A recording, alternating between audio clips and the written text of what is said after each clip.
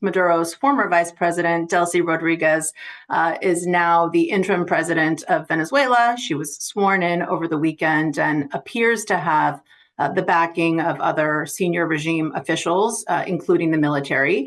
And she has a Trump administration that seems to prefer working with her over the Venezuelan opposition, despite María Corina Machado's recent Nobel Prize and their clear victory in the July 2024 presidential elections.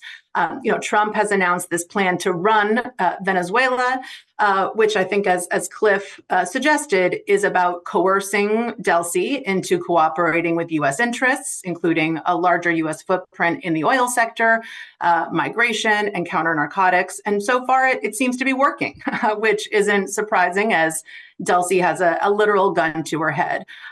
She initially struck a defiant tone over the weekend, but seems to be shifting her stance and expressing a willingness to work with the U.S. But I think there are a lot of potential tripwires ahead. She's going to have to manage internal divisions amid a fragmented movement while also appeasing Trump, who has big demands, so not necessarily an easy task. And I think she's going to be under a lot of pressure to move toward new elections that are free and fair. That's not Trump's initial priority, but it will be for parts of his base, for other international stakeholders, and Venezuelan voters who could end up taking to the streets.